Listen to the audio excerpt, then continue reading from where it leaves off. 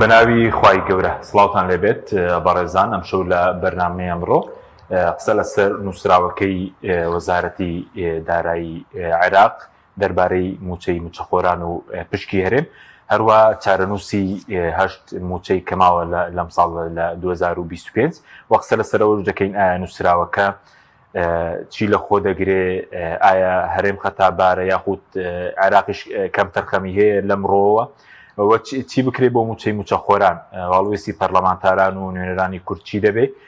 و ئەگەر حکوومەتی ماوە بەسەر کوێرێن لەمە دووە پابەندەکانی جێبەجێ بکە ئایا جارێکی دیکە دەرفەتیەوە هەیە کە ڕێکەوتنێکی نوێ لەگەڵ عێراق بکرێت ئەم پرسانە لەگەڵ بەڕێز کاک سۆرا عومەر ئەندامی ئەنجومەن نوێنەرانی عێراق قسەی لەسەر دەکەین. کاک سۆران بەخێر بێن، سوپاسیان دەکەین، زۆر سوپاس دەکەین. با لەو نووسراوی وەزارەتی داراییەوە دەست پێ بکەین کە بەڕێزت دوێنێ بڵاوت کردەوە. نووسراوەکە چۆن دەخوێنیەوە؟ ڕەهان دەکەیتەنە ئابووری یاخود ڕادی سیاسیش تێدایە و بۆ لەم کاتەشدایە نیەم نووسراوە مانگی ڕابردوو بڵێن موچە هات بەس لەم مانگەدا لەم کاتەدا کێشەی بۆ دروست بوو؟ بەناوی خوای بەخشندەی میهرەبان. طبعاً لە پێش قیمەی عەرەبیەوە کە 75 کرا بەڵێ بابەتی ناردنی موچە و هاتن و نەهاتنی گفتوگۆیەک بووە بەداخراوی لە نێوان هەرێم و بەغدا هاتووە و چووە، یعنی کە بەغدا ئەمەی کە دوێنێ وەزیری دارایی نووسیوێتی هەم قەناعەتی سوودانیە هەم تەسەوری هەموو چوارچێوەی هەماهەنگیە، واتە شتێکی پێشوەختەی ئامادەکراو بوو کە ئەوان کاردانەوەیان لەسەر گرێبەستی غازی هەرێم، لەسەر تەسلیم نەکردنی نەوت بە سۆمۆ دوایەوەی کە بڕیاریاندا تێچووی نەوتی هەرێم لە $6 بکەن بە $16، ڕادەستکردنی داهاتی ناوخۆ بەو بڕەکەمەی کە لە مانگی دووە عێراقڵێ ئێمە ڕازینین بەوە لەبەرەوەی ئەو یەک لەسەر 5 داهاتی ناوخۆی نەگنیوە. هەموو ئەمانە کەڵەکە بووە بۆیە ئەم دەرەنجامەی لێکەوتەوە. بەڵێ بەس بەڕێز پێدوێتە تەنابڕێک تێسامی نییە، لایەنە شیعەکان هەموو لایەنە شیعەکان ئەو بڕیارە هەموو بڕیاری هەمویانە بە خودی سوودانیشەوە؟ بەڵێ بڕیاری سەرۆکوەزیران و چوارچێوەی هەماهەنگیشە. ئەمڕۆ ئێمە لە کۆڵ کۆنفرانسێک لەگەڵ جێگری سەرۆکی پەرلەمان و سەرجەم سەرۆک فراکسیۆنە کوردیەکان باشە جێگری سەرۆکی پەرلەمان باسی لەوە کرد کە بە تەیفسامی وتووە ئێوە نزیکی 2 تریلیۆن دینارتان لای وەزارەتی کارەبای عێراقە وەک وەزارەتی دارایی. ئایا بۆی ئەو پارە لە وەزارەتی کارەبا وەرگریتەوە ئەچیت موچەی فەرمانبەرانی وەزارەتی کارەبای عێراقە بڕی؟ وتمی نەخێر. فعلەن ئەمە منتیقی تایە کە تۆ کێشەی نەوت و داهاتت لەگەڵ هەرێما هەیە. باش ئایا ڕێگایەکی تر نییە بیگرنە بەر بۆ ئەوەی کە فشار لەسەر هەرێم دروستکەن نەوتەکە ڕادەستکا و داهاتەکە ڕادەستکا ئیلا ئەبێ بێن دەستبەرن بۆ موچەی خەڵک؟ یعنی حکوومەتی هەرێم چه عیلاقەی بە موچەی هاوڵاتیەکەوە هەیە؟ هاوڵاتیەک چه عیلاقەی بۆ هەیە هەرێم نەوت بە قاچاخە فرۆشێ؟ هەموو ئەمانە بەداخەوەی لێم ڕێگە ئاسانەکەی بەغدا کە دەستی بۆ بە قوتی خەڵکی ئێمەیە، موچەی خەڵکی ئێمەیە کە ئێمە ئەمە نیگەرانی کردوین و خەڵکیش نیگەرانی ئەوەیە لە من بۆ باجی من ملانەی نێوان دوو حکوومەت بم. لەگەڵ ئەوە شاکاک حەکیم ئەگەر داهاتی نەوت و ناوخۆ لە دەستێکی ئەمینا بووایە بۆ خەڵکی کوردستان سەرف بکرایە، نەک ئێمە هەموو خەڵکی کوردستان هات دیفاعی لە داهاتی نەوت و ناوخۆی خۆیە کرد. بینە سەر بڵێن ئەو ژمارەی کە بەغداد باسی کردووە دروستم دەربارەی داهاتی نانەوتی و نەوتی هەرێم کە بەڕێز بڵاو کردەوە؟ ژمارەکانی عێراق ئەوەی وەزارەتی مالیە دروستە. باشە تۆ 19 تریلیۆن داهاتێ هەبووە بە داهاتی نەوت و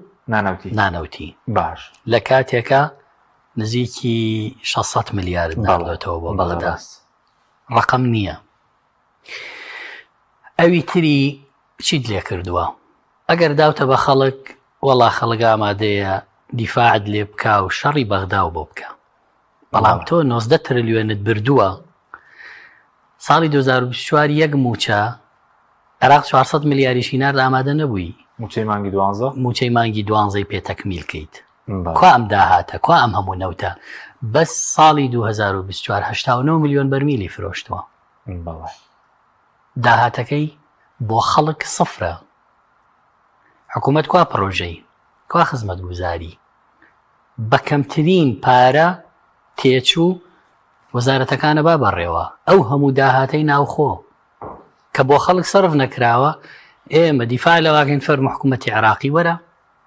سکاڵا لە بەرپرسانی باڵای حکوومەت بکە ینی ڕێگەی تر هەیە بۆی کە جگە لە موچەخۆران سزانەدا چ ڕێگەیەکێ بۆ بەرپرسان دەسەڵاتدارن بە دڵنیاییەوە چەندین ڕێگای تری یاسایی هەیە بۆ ئەگەر تۆ کێشت هەبێ لەگەڵ بەسرە لەگەڵ محافزی بەسرە بۆ نمونە کێشەی هەبێ عێراق وەزارەتی مالیە بڵێ داهات ناگەڕێنێتەوە ئایا وەزارەتی مالیە و حکوومەتی عێراقی موچەی فەرمانبەرانی بەسرە ڕاگرن یا سکاڵا لەسەر محافز و بەرپرس لەو دۆسیە تۆمارەکەن سکاڵا تۆمارکردن وەک هەرێم نییە سکاڵا تۆمارکە لەسەر ئەوانەی کە نەوتی هەرێمە بن و داهاتی ناوخۆ بن ئەتوانێ منعی سەفەریان بخاتە سەر ئەتوانێ مڵک و ماڵیان مصادرە بکە ئەتوانێ ناچاریان بکات داهات تەسلیمکەن تەهریب ڕاگرن بەڵام تۆ دەیت دەست بۆ موچەی خەڵکە بێ ئاسانەڵی ناینێرم ئەمەیان هەموو خەڵکی کوردستان و موچە خۆران و ئێمە ژۆک و فراکسیۆنە کوردیەکان متفقین لەسەرەوە بێم پرسە جیا بکرێتەوە لە ئەم جیا بکرێتەوە لە ململانەکان قەراری محکەمەی اتحادی شەروا هاتووە قەراری محکەمەی اتحادی شەروا هاتووە لە کۆتایی نووسراوەکەی ئەم جارەی وەزیری دارایی تایەتی کە جارێکی تر پرسیان بە محکەمەی اتحادی کردوتەوە بۆ ئەو نووسراوەیان کردووە یعنی ئەو نووسراوی کە کراوە پشتبەستووە بە وەڵامی محکەمەی اتحادی بۆ جاری دووەم کە ئەڵێ ڕاتب نانێرین باشە لەبەرەوەی هەرێم تەجاوزی هەیە لە حیسەی خۆی لە 12.67 تەجاوزی کردووە باشە زائیدەن ئەڵێ تەوتینیش نەکراوە تەوتینی منتەسیبی حکوومەتی ئیقلیم تا ئێستا نەکراوە واتە ئەوەی کە پێشتر مڕونەتیان نواندە بوو هەژماری من وەکو تەوتین قبولکەن لەوێ جارێکی تر ئەوەشیان ڕەت کردوتەوە هەژماری من ڕەت کراوەتەوە بەپێی بەڵێ بەپێی ئەو نووسراوە هەژماری منیش کە ئەمانوتیان لە بری تەوتینە هەروەک تەوتین حسابیەوە بکرێ ئەو مڕونەتیشی لاداوە بۆ بەهانەیەک کە موچە نەنێرێ بەڵام ئەوە بەهانەیەکی قانونی نییە موچە بەر لەوەی کەوان هەموو لایەن شاکان ڕاوێژیان کردو بڕیایی سوودانی وەزیری دارایی لایەنە شاکانە ینی پشت بە سوشە بە وەڵامی ئەنی داوای چەند لە دادگای فیدراڵی کردبوو کە وەڵامی داونەتەوە داوای چەند لێ کرد داوای ڕوونکردنەوەیان کردو بۆ ئەوەی ئایا موچە بەردەوام بنێرن یان نەینێرن و موبەڕێریشیان داوە بە محکەمەی اتحادی باشە بەغدا لە چیدا ڕاستە لە چیدا هەڵایە بۆ نمونە لەو ئەوەی کە کردوویەتی لەوا ڕاستە کە ئەڵێ داهات ئەوەندەیە نەگەڕێنراوەتەوە چکە ئەم ڕقەمانی کە لە نووسراوەکە هەیە بەپێی راپۆرتی چاودێری دارایی عێراق و هەرێم پشت بەستووە بە راپۆرتی هاوبەشی چاودێری دارایی عێراق و هەرێم کە هەموو ئەمانەی تیا تۆمار کراوە یعنی ئێستا دەڵێ داهاتی نەوت لە 2023 و 24 2025 حساب نەکردووە 9 تریلیۆن بۆ راپۆرت هێردوو لە ینی راپۆرتی چاودێری دارایی هەرێم و بەغدایە و تەخمین نییە فالگرتنەوە نییە وەزارەتی ساڵێکی موچەخۆران دەکات وەزارەتی سامانە سروشتیەکانی هەرێم داتای داوە بە لیژنەکە تایە تۆمار کراوە بۆ نمونە لە 2024 وەگوتم 89 ملیۆن بەرمیل نەوتیان بەرمیلی بە $32 فرۆشتووە یعنی ئەو ژمارەیەکە حاشا هەڵنەگرە بۆیە ئێستا لە ژمارەکاندا هەڵە ڕاستە بەڵام باش لە چیدا هەڵە لەوا هەڵەیە کە بێ بڵێ 23 ئەوەندە داهات بووە 24 ئەوەندەت بووە ئەم 4 مانگەش داهاتی ناوخۆت ئەوەندە بووە هەمووی کۆ بکاتەوە و بڵێیتر تۆ لە 12.67 لات داوە ینی ناکرێت 3 ساڵەکە بێت کۆ بکاتەوە ئێستا دەڵێ پشکتان لە 2024 25 تاوە بووە ینی هەمووی هەژمار کردووە کە لە 2023 هاتووە بە پچڕ پچری 2024 تریلیۆن هاتەوە کاتە ئەو مانگ بڵێن لە 2-4 مانگی یەکەمیش 3 تریلیۆن و ئەوەندەی نا. نردووە لەگەڵ ئەو پارەش کە داهاتی ناوخۆی 90 تریلیۆنەکە کۆی کردوێتەوە. ئەوە ڕاست نییە، ئەوە ئەنی کۆکردنەوە بەسەرێکەوە ڕاست نییە بڵێ ئەوە ڕاست نییە. بەڵێ کۆکردنەوە بەم جۆرە بڵێ پشکتان بۆ موچە نەما، ئەمە کۆکردنەوەیکی سیاسیە یاسایی نییە و پشتبەستووە بە هەندێک ڕەتفعل ئەگینا پشتبەستوو نییە بە هیچ نەقانونی موازنە نەقانونی دارەی مالی. هەمومان باشە زانین قانونی موازنە بەسەنەی مالی لە یەکی یەک دەست پێکا بۆ سیوێکی 12 ڕۆژی دوای سیوێکی 12 لە ساڵی نوێ تو عیلاقەت بە بودجەی ساڵی ڕابردووە نەماوە. ئەگەر پەیوەندی بێکۆنیە لە بەرەوەی بودجەکە نەخێر تێکەڵ ناکرێ نەک تێکەڵ ناکرێ. ئێمە کە لە ساڵی 2024 لە مانگی دەهات وتی ئێوە تەخسیستان نەماوە قەواو موچە، ئەوە بوو ئێمە چوین لەگەڵ وەزارەتی دارایی دانیشتمان چۆن ئەمەتان حساب کردووە. وتیان ئێمە هەموو مانگی دەی ساڵ دێین کۆی بودجەی پارێزگایەک یا هەرێم حسابەکەین بە ئینفاقی فعلی بزانین چەندێکی ماوە دابەشەکەین بەسەر سێمانی کۆتاییە بۆی لە کۆتامانگا تووشی مشکیلە نەبین، زیادمان نردبێ یا کەممان نردبێت. سێمانگ پێشە یعنی لە مانگی دا ئێمە حسابەکەین 10-11 ئەم سێ مانگە ئێڵینەوە بۆ حسابات. خێرە ئێستا لە مانگی 50 تۆم حسابات هاکە لە کاتێکە ئێمە کارمان بە یاسای بودجەی ساڵی 2025 نەکردووە ئێستا لەبەرەوەی جەداولی موازنە نهاتۆتە پەرلەمان تاکو بزانین پشکی هەرێم چەنە، ئینفاقی فعلی چۆن دەرەهێنی لەسەر ئەساسی 4 مانگ کە یاسای بودجەت جەداولەکەی ئیطلاق نەکراوە. ئەسڵەن بودجەی تەخمینی لە 2024 نرخی نەوتە $70 ئەمڕۆ من و تۆ قساکەین $63. چۆن تۆ ئەمە دەرهێنا؟ بۆیە ئەوە سیاسیە ڕەتفعلە لەسەر گرێبەستی غاز. هەڕەشەکانی سەرۆکی پارتیش تەسیری هەبوو کەوتی قبوڵی ناکەین و باسی کەڕامەتی ئەو کاتە ئەزانرا لەو سەروبەندا گفتوگۆیەوە بوو کە ئەوانە پارەیان نەنارد. بەڵێ باش. ئەی ئێستا چارەنووسی ئێستا بەغدا موچەی مانگیەک 2-3-4 نردووە کە 3 تریلیۆن و 830 میلیاری نردووە، هەرێمیش 199 میلیاری تەسلیم کردووە. ئێستا چارەسەر چییە بۆ ئەو هەژ مانگی کەماوە؟ ئایا موچەکە دێت؟ موچەی مانگی 5 ئەگەر بێت کەی دێت؟ ئەوە چۆنە بڵێن؟ طبعاان چارەسەر ئەوەیە هەڵوێستێکی یەکگرتومان هەبێ هەموو فراکسیۆنە کوردستانیەکان باشە و وەزیرەکان و سەرۆک کۆمار. هیچ گفتوگویەک لەسەرەوە هەیە بەیەکەوە ئەنی هەمووی بەیەکەوە بێ وحکومەت بەسەر کوێرەمیش پابند بکرێت چونکە پابندی شەیە وایە؟ بەڵێ ئێمە ئەمڕۆ کۆنفرانسمان هەبوو هەموو سەرۆک فراکسیۆنەکان و نامەیەکی مشتەرەکمان هەیە بە ناوی فراکسیۆنە کوردیەکان بۆ سوودانی و بۆ ڕایگەشتیش بەیانێکمان هەبووە کە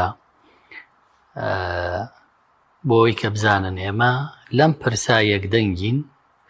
و داواشەکەی ئەم بابەتی موچەیە جا بکرێتەوە لەم ناکۆکیانە، چکەم ناکۆکیانە حەل نابێ، هەرێم نەوت نادا، بەغداش هەر کاتێ بێوێ بەهانەمان پێ بگرێ یا بێوێ کێشە دروستکە مەوزوعی ڕادەزنەکردنی نەوت ئامادەیە. گەشتبینی شتێک چارەسەرێک بدۆزرێتەوە چارەسەر هەیە مادەم بەزنامەکەی سوودانی دەکرێت ناوڕۆکەکەی باسکەوی بۆ سوودانی ناروتانە و فراکسیۆنە کوردیەکان؟ بەڵێ چارەسەر ئەبێت دەبێت، بەڵام ئێمە وەختەکەمان زۆر وەختێکی خراپە کە بەرە و جەژنی قوربانە ڕۆین و خەڵکی ئێمە چاوەڕێی موچەی مانگی 5 بووە و دوایین جاریش کە وەزیری دارایی ئەعلانی کردەوە ئێمە ڕێکەوتنمان کردووە لەسەر وەزیری دارایی هەرێم دارایی هەرێم لەسەر کۆی موچەی مانگەکان بۆ ساڵی 2025 لە ماڵی دکتۆر فواد حوسێن کە جێگری سەرۆکی ئەنجومەنی وەزیرانە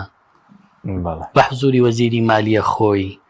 بە حزوری شاندی هەرێم و وەزیری دارایی هەرێم لەوێ مەبدەئیان زۆر شت یەکە لا کرابەوە کە موچە بەم جۆرە بڕوا و دەست لە لیستەکان نەدرێ و ئیزافەی تر نەکرێ و داهاتیش تا ڕادەیەک بەڵامەوە بوو لە مانگی 2 جارێک تر وەزارەتی مالیەی عێراق وتێمە بەو داهاتە ڕازی نین.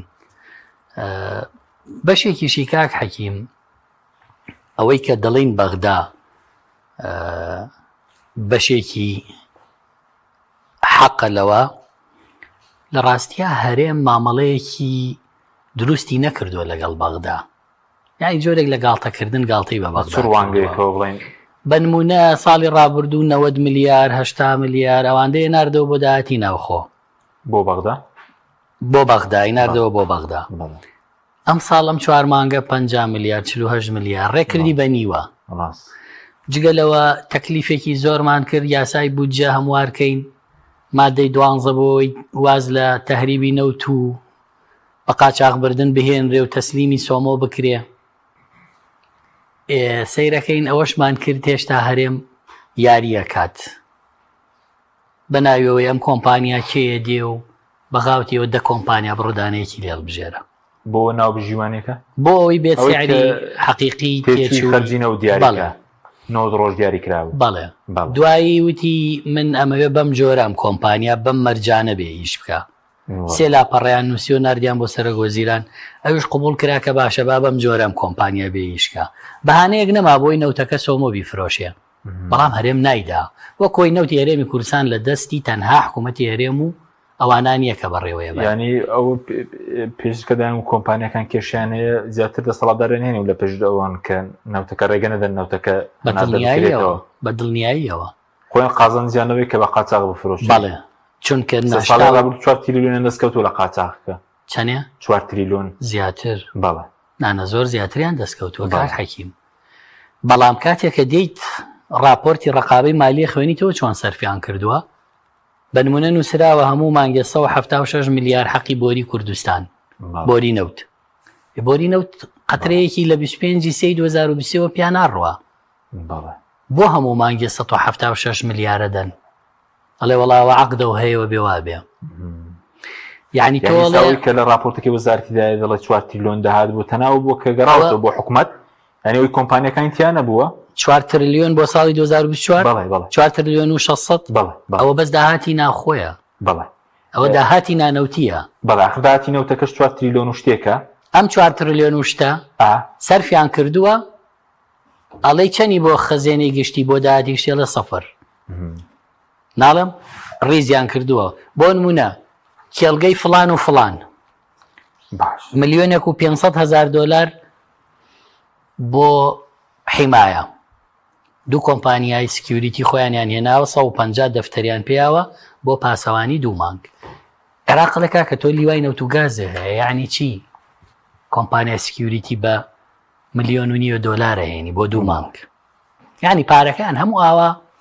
باش سەرف کردووە. ئەوی کە نامەکەی سوودانی دەکرێت باسیکەی هیچی تێدا شتێکی گشتی ینی نهێنیە هەڵوێستی فراکسیۆنە کوردستانیەکانمان بەڕوون و ڕاشکاوی بۆ نووسیوە. ئەخر هەڵوێستەکە چییە دەست دەکار کێشان دەگاتەوە ئەزانی لە بەغدا کشانەوەیە کاک حەکیم دەست دەکار کێشانەوەیە فشارکردن لە حکوومەتی ماوە بەسەر هەرێم. بەڵێ باشە ئەوەی لە بەغدا پێویستی بە هەڵوێستە بەرامبەر ئەم دۆخە یەکەم سەرۆک کۆمار و وەزیرەکانن ئەوان بەشدارن لەم حکوومەتەی ئێستەکەم گرفتانە هەیە دەبێوان هەڵوێستی خۆیان ڕوونکەنەوە. ئەمڕۆ مناقەشەمان زۆر کرد کە ئێمە لەگەڵەوە بووین دەبێ ئینسیحاب بکەن یەک جارم ئەم حکایەتی مێشە تەواوکەن کاکە وەزیر و سەرۆک کۆمار. بەڵێ ئەی خۆتان وەکو پەرلەمانتارەکان ئێمەوە تەواو بین و ئیستیقالی لەکەین ئامادە نێسان بێکەوە. بەڵێ ئەگەر موچەکەنێ بە دڵنیاییەوە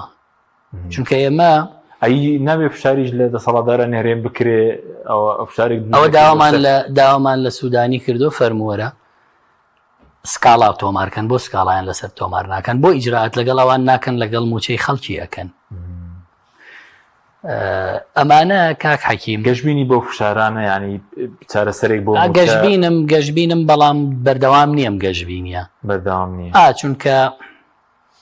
ئەوانیش لە بەردەم انتخاباتان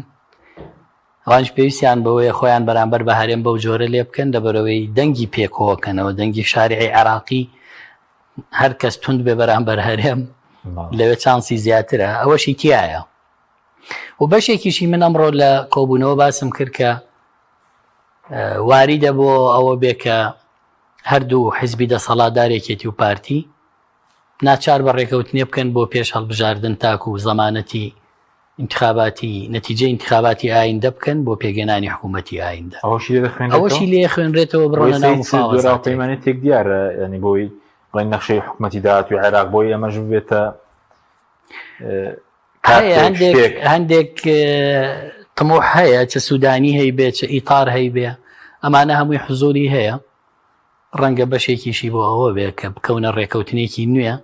بەو فشارانەی کەیکەن. بەڵام دوجار نیگەرانی ئێمە هەردێمەوە سەر ئەوە باشە لەسەر ئەوەیە کە نەتیجەی ئەم ململانیانە نابێت لەسەر حسابی موچەی خەڵک بێ. باش بیبەنە دەرەوەی حسابی موچەی خەڵک چیەکەن لە یەک بیکەن. بەرز پێ موچەکە هەردێ بەڵام دووە دەکەویان بۆ مانکانی داهاتوو ماوە لی دەخورێ ئەگەری دواکەوتنی هەیە ئەگەری دواکەوتنی هەیە بەڵام ئەگەریەوە نییە کە بۆ نمونە چەند موچەیەک بخورێ ئەوە لە کۆتاییەوە یانجارە و فلیمەیان ماوە ئەی دەسەڵاتدارانێ پێ دوایە بەدیلیان هەیە کە دەچەند گرێبەستی غازی دەکەن وە سەرنج چی بوو لەسەرەوەش لەسەر ئەو گرێبەستانە تەوقیتەکەی وای سوودێکیشی بۆ خەڵک دەبێت زانی کاک حەکیم ئەو گرێبەستە کۆنە بەڵام لەم کاتە بۆ ئیستیفزازی عێراق نوێکرایەوە و حەجمێکی گەورەی پێدرا بۆ سەرنجڕاکێشانی ئیدارەی ئەمریکی، چونکە سەرنجی ئیدارەی نوێی ئەمریکی ترامپیان پێڕاکێشا. ئێمە نەوت قوڕی کرد بەسەر میلەتە، غازیشی بێتە سەر ئەوەندەی ترەمان سووتێنێ. لەبەرەوەی هەرێم بەداخەوە داهاتەکەی، نەوتەکەی، غازەکەی، مەرزەکەی، هەموو شتێکی لە دەستێکی ئەمینانیە. هەمومان باشە زانین کە ئەوانە پێی بوون بە میلیاردێر و خەڵکیش هەژارتر کرا و ئێمە قوڕی نەوتە کراوە بەسەری ئەم میلەتە. ئێستا غازیشی بێتە سەر قوڕەکە خستر دەبێت طبعاً بەدڵنیاییەوە بۆ داهاتی نەوچی لێ هاتووە تا غازیشی بێتە سەر. ئەمە نامانگەێنێتە ئەو دڵخۆشیەی کە بڵێن وەڵا ئێمە ئێمە ئەو کاتێک کە هاتن بە ناوی ئابووری سەربەخۆ ئاشتی هەورامی لە 2014 هات بۆ پەرلەمانی کوردستان وتی ئێمە بۆچی نەوتی خۆمان بین بە بەغدا؟ ئێمە لە ساڵی 2015 بۆ 16 ئەگەینە ڕۆژانە بەرهەمی 2 ملیۆن بەرمیل نەوت. زۆر لە حیسەی بەغدا زیاترە هێنمەوە بۆ کوردستان. لە دوای دەرکە و حسەکەەوە بوو کە ئێستا 9 میلیارد دلار قەرزی نەوتیان نووسیوە. بۆیە بەڕاستی مەوزوعی غازەکەش منیش پێوارە بەڵیان شەریک کە چۆنە چکە لەسێر ئەو هەم میران هەم تۆپخانەم کوردەمی لە سنووری یەکێتیدایە ئەوانیش لەم گرێبەستی بە یەکەوە کردویانە و بە ڕزامەندی یەکێتیشە. بەڵام یەکێتی بچێتە پای هەر شتێک لەگەڵ پارتی نەتیجەکەی زۆر خراپە بێەوە چۆتە پای هەژماری منی قوبول کردەوە تا عێراقڵێت تا ئێستا تەوتین نەکراوە. باشە ئەو دڵی تەوتین نەکراوە بەس ئێستا خۆفشار شێ بە زۆر ئەوە هیچ بنمایەکی یاسایی هەیە دەڵێن ئەگەر هەژماری منەکە پڕ نەکەیەوە موچەکەت ڕادەگیرێت. ئەوە بەڵێنەکانی هەڵبژاردن بوو، ئەو بەڵێنەکانی هەڵبژاردننی یەکێتی بوو بەس ئێستا فشارێکی زۆر هەیە لەسەر موچە خۆران ناڵێمەوە ئەو بەڵێنەکەیان بوو کە پێچەوانەکەیان جێبەجێ کرد. بەس ئێستا لەو نووسراوی کە بەڕێز دەڵی بۆ تەوتینەکە پێ دوای لە داهاتوو دەبێت تەوتینەکە بکرێت کە بەڕێز ئیشی زۆرت لەسەر کرده بوو. ئەزانی چێکاک حەکیم عێراق تا ئێستش داوای ژمارەی حسابی فەرمانبەرەکە، یعنی ئەبێ حساب بانقی هەبێ. بەڵام پێش یەکێتی وازام 6-7 بانک بوو. ئێستا کە یەکێتی قوبولی کردو 2 بانقی جیهان و تیبیایشی تیان نەماوە، کەمتر بۆتەوە لە پێش و خۆی تەوتین لابوود هەرە بێ بکرێ وسبەینێ تەوتین تەنها کێشەکەی هەژماری منۆم بانقانە نییە. کێشەکەیەوە کێ تەمویلی ئەم بانقانەکە؟ ئەم بانقانە عێراق تەمویلی بکە ئەوە تەوتینە و ڕاستەوە خۆ پارەکە خاتە سەر حسابی فەرمانبەرەکە. بەڵام ئەگەر هەر حکوومەتی هەرێم تەمویلی بکە نابێ بەو تەوتینەی کە لە عێراقا هەیە و فەرمانبەر مستەفی دەبێت لە سولفەکان. خۆی ئێستا خەڵکێکی زۆر لە هەژماری من پارە ڕاکێشێ، بەڵام سوودمەند نابێت لە هیچ پێشینە و قەرز و شتێکە لە بانقی حکومی لە عێراقا هەیە. ئەمە هۆکارەکەی ئەوەیە کە عێراق تەمویلی بانقەکان ناکە، پارەکە هەرێم وەرێگرێ هەرێم تەمویلەکە. بەڵام ئێستا هەموو پارەکە کەوتۆتە مەترسی. ئێستا حساب هەبێ و نەبێ عێراقڵێ تەواو تەمویل ناکەم پارە نانێرم. ئەمە گرفتەکەی کە ئێستا ئێمە ئەمانەوێ ئەم گرفتە موچەی خەڵکی لێ جیاکەینەوەی تری با بڕۆن یەک بخۆن چیەکەن دەستیان خۆش بێ. ینی عێراق ئەگەر پێی وایەمە سەرەواتی هەموو عێراقەوە بێ بە یەکسانی بەسەر هەمومانەدا بەش بکرێ ئەی بۆ ڕازیە بێ فیئەیەکی کەم بێن هەموو ئەم نەوت و داهاتە بەرن و دوایش نەتیجەوە بێ موچەی خەڵک بەم جۆرەی لێ بکەن. ئەی بەسەڵاتداران هێمیز بەدیلێکیانەیە پێت وایە ئەگەر ئەوە کێشە دروستەکەن لە غاز بێ لە ڕاز نەکردنی نەوت بێ لە ڕاز نەکردنی داهاتی نانەوتی بێ بە تاواتی بەدیلانەیە ئەوە ئێستا کێشەی موچە قەوما و هیچ بەدیلێکیانەیە هیچ بەدیلێکیان نییە کاک حەکیم چەندێکە خەریکی پرۆژەی ئاوی چەمچەماڵن لە گۆبتەپەوە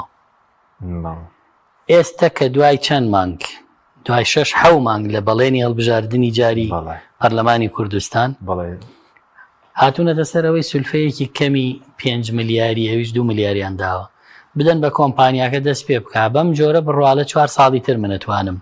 ئەگەر ئاوا بڕوا گەروانە ڕوا هەر تەواو نابێ ئەوان ناتوانن پرۆژەیەکی 7-8 ملیۆن دۆلاری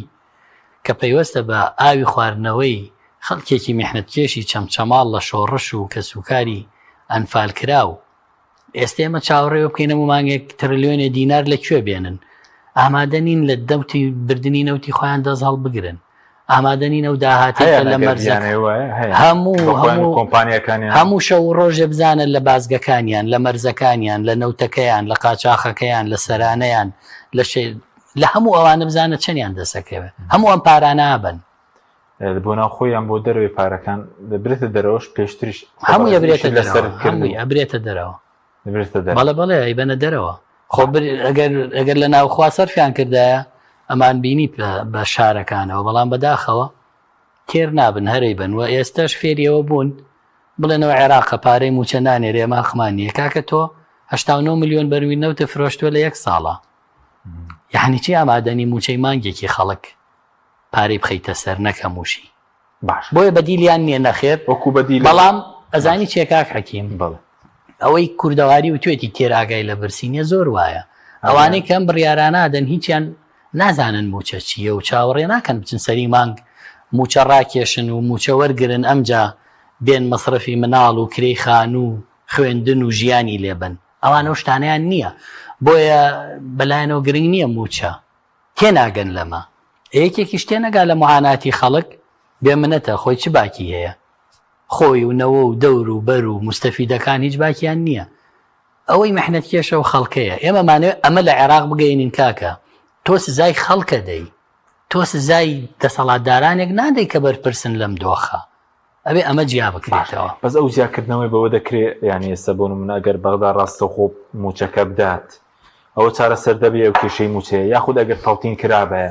ئەگەر بڕیاری دادگای فیدراڵی جێبەجێ کرابێ ئەوە ڕووی دەدا خو تا ڕووی دەدا بۆ منە ئەگەر تەڵتین بکرایە ئێمە ئەمان و قەراری محکەمەی اتحادی بتوێتی تەڵتین ئەوە تەڵتین کراوە بۆ پارەکە ناخەیتە سەر حسابی موچە خۆران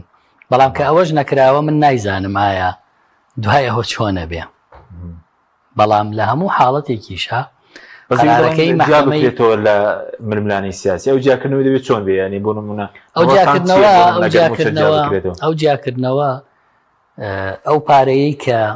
ئەو پارەیە کە لە بەغداوە هاتووە بۆ موچە هاتووە وتراوە 956 ملیار بۆ موچە هاتووە خێرا حکوومەتی هەرێم دابەشی کردووە یعنی عێراق پارەی نەناردەوە بۆ حکوومەتی هەرێم تاکو ئێستا ڕایگرێ بەڵەوەکو پارەی پرۆژەکان و بەڵێ مەوزوعی موچە لە هیچ دۆخێکە نابێ بڵێ تەواو پارەتان نادەینێ ئەخۆ عێراقی فلاسی نەکردووە یا هەرێم بەس هیچ بەغدا کێشەیەوەشی نییە پێشتر باسی نەختینەیان دەکە خو پارەی کاژەم کێشەیان هەیە عێراق کێشەی نەختینەی هەیە کێشەی دابەزینی نرخی نەوتی هەیە ڕەنگە بیەوێ نەچێتە ژێرباری موچەی هەرێم کە مەبلەغی زۆرە جێچەڵ بکا بەوەی کە ئێستاییکا بەڵام دوجار هەرێمی کوردستان بەهانەی داوە کە خۆی نەوتە فرۆشیە خۆی داهاتی هەیە موچەش نادا و تەسلیمیشی ناکا بوو بەشی ئەوە ڕادەست بکا کە 956 ملیار نەکا بە قوربانی بردننی کۆمەڵە داهات ئەگەم جارە بچێتەوە دۆسی بچێتە دادگای فیدراڵی جا و کەسێک کە زەرمەندە سکاڵا تۆمارکە ناتوانێت بڕیارێکی لەسەر بدرێت محکەمەی بڕیاری لەسەرداوە و ئەوەی کە هەرم دەبێت تەوتینەکە داهاتی نەوتی ناوخۆ ڕادەست بکات و بڕیارەکان سەر کۆمار ئەو بابەتەی بردە محکەمەی اتحادی جگە لە تەوتین و مەوزوعی تەوتین هەموو داواکانی تری ڕەت کردەوە محکەمەی اتحادی لەوە زیاتر لەسەرەوە تحکم ناکا و بڕیاریشی داوە باش بەس وەکو کارت بڵێن دەسەڵاتداران هێرێ ئەو بەدیلیان نییە بۆ موچەی کارتیان هەیە ئێستا بۆ نمونە ئەوە ڕەنگە ئێستا هەموو ئەوەی کارتەکە کشانەوەی لە بەغدا یاخود ها پێشتیش باسی تاپۆڕەشەکەیان دەکەدەوە شەر نەماوە نەوەڵا ئەو کارتەی هەمانەوەیە کە بکشینەوە لەم حکوومەتە لەم پەرلەمانە بۆ بەشداری حکوومەتی هەڵبژاردننی 11 نەکەین جا حکوومەتە هەڵەوشێتەوە ئەگەر بۆ نمونە ئێستا 4 وەزیری هەڵیش نەوەشێتەوە گرنگەوەی هەرێم هەڵوێستی خۆی ڕاگەیەنە دا پێ دوای بکشێنەوەوان وڵا هەنێکەیە تۆپیشی پێوەنی بەغاجێ نایڵێ ئەخر پەرلەمانتاری وەزیر وەزیر دەسەڵاتدار لە سەروی وەزیریشەوە بەڵە پەرلەمانتاریش هەیە تۆپی پێوە بنینێتەوە لە بەغدا وڵا پەرلەمانتار بڕوا ناکەم بەڵام ئەوانەی کە چیان لەو دەسەڵاتە گیر بۆ پۆستی باڵایان هەیە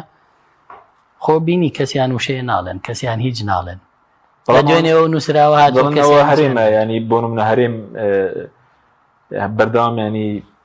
پابندەکانی خۆی جێبەجێ نەکردووە بۆی ئەوانیش ناتوانن بۆ نمونە بەرگریەکی بە خەڵکی بڵێن باوەک ئێمە ڕاستیەکان بە خەڵک بڵێن هەرێم پابند نەبووە با بیڵێ نەگەر وایە یا بڵێن عێراقە یا بڵێن هەرێمە یا هەڵوێستێکیان هەبێت ئەگەر بەس موچە بێت بەم فشارە ئەم فشارە بە هەمووان دەکرێت یاخود بە حیزبێک نا بە هەمووان نەکرێت دوای گوێ لە ئەگەر ئێمە ناگیرێ ئەگەر ئێمە یەکدەنگ نەبین و هەموو فراکسیۆنە کوردیەکان پێکەوە نەبین ئەوان گوێ لە یەکلایەن بەتەنیا و بڕیاری یەکلایەن بەتەنیا ناگرن پێ دوێنێ هیچدانێکیش بەتەنیا بکشێتەوە بڵین سوودی نابێ بەس قسە لەسەرەوە شەیە بۆ نمونە لایەنە کوردیەکان ئەگەر ئەمانە چێتە بواری جێبەجێکەوە بەشداری هەڵبژاردنیش نەکەن ئەو گفتوگویە کراوە ناجارێ نەگەشتوونەتاوە ومێ دەکەم بۆ پێش جەژن موچەی مانگی 5 وەرگرین دوای جەژن ئەو شەڕە بەردەوامەکەین پێ دوای پێش جەژن بێت ئەگەرێک هەیە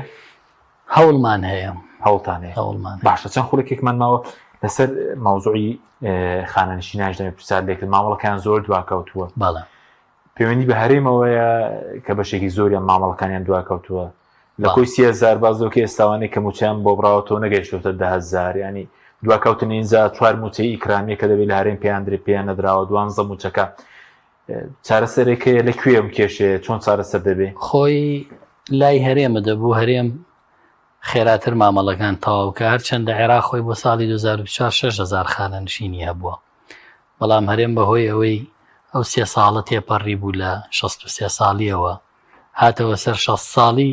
بۆیە ڕێژەیەکی زۆر خەڵک خانەنشین بووە بۆ شەژ موچەکەی تەراکومی ئیجازادەوە نازام هەرێم نایدا بۆ مکافایی نهایی خدمە مافی خۆیانە بەڵام دیسان ئیطلاقی جەداولی موازنە نەکراوە عێراق ناچێتە ژێرباری جارێ 12 موچەکە نادرێ پێ جارێ نایدا عێراق لەبەرەوەی مەبالغێکی زۆرە یعنی دەبێت شتەی بودجەی 2025 بێ حسابی بۆ بکرێ بەڵێ بەس خۆ تازە نایە دوایە بڕوا ناکەم عێراق نایەوێ خشتەی بودجەی 2025 درەنگ ئێستا گرفتەکەوەی هەندێکیان لە مانگی 11 شەوە بڵێن مانگی 11 درا بەس مانگی 12 خورا مانگی 1 و 2 و 3 و 4 و وەریان نەگرتووە چارەسەر چیە بۆ ئەوەی خانەنشینەکان موچەکەیان لە ئەو ڕۆژەی خانەنشینە بن بە یەک جار وەریەگرن هەر کاتێ مامەڵەکەیان تەواو بوو بەڵام گرفت وەک گوتم پاداشتی کۆتایی خزمەتە کە 12 موچەیە ئەوەیان بەڕاستی بە ئاسانی وەری ناگرن باشە بەس بۆ هەڵبژاردننی پەرلەمانی عێراق لە مانگی 11 دەکرێت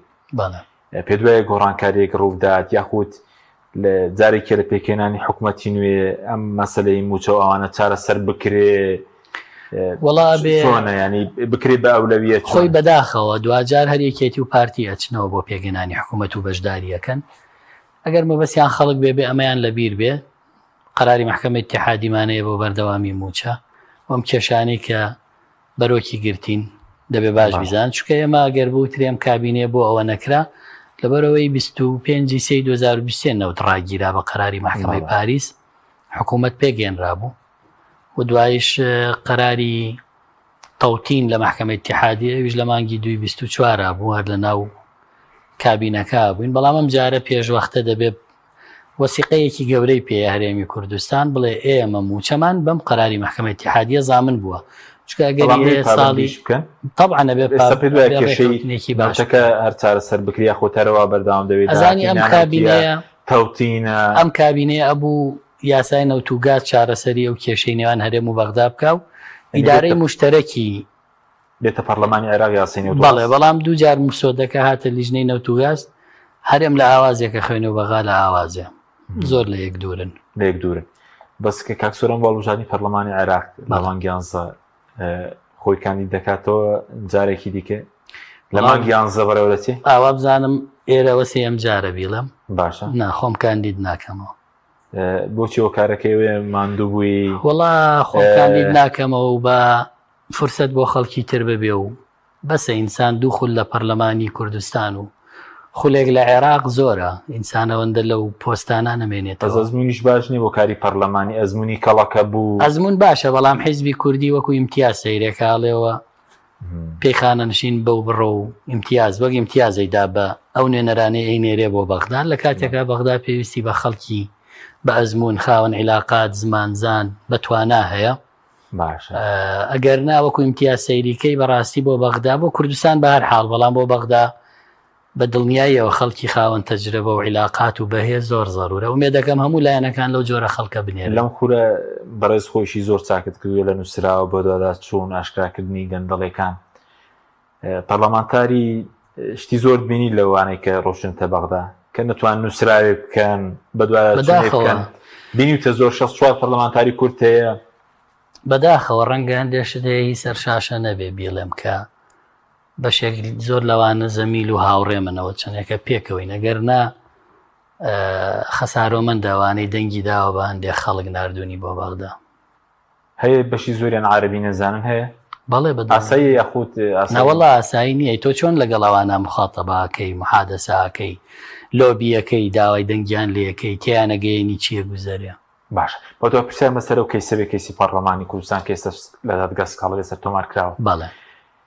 پێ دوایە ئەنجامێکی بە یاخود گرینگە یعنی پەرلەمانی کوردستانە هەڵبۆشێت هەڵبژاردنێکی تر بکرێ شتێک بکرێن لەم بارودۆخەمە چۆنە بۆ چوونت لەبارەیەوە وەڵاهی قەراراتی مەحکەمە خۆتەزانی پێشبینی ناکرێ پێشبینی ناکرێ بەڵام هیچ شتێکی لێ دەخوێنیتەوە بەڵام تەسەورەکەم ئەگەر ڕەدی نەکاتەوە بڵێ ئەمە ئیشی ئەمە نییە ئەگەر ڕەدی نەکاتەوە ڕەنگە پابندیان کا بە تەوقیتێک بڵێ بێ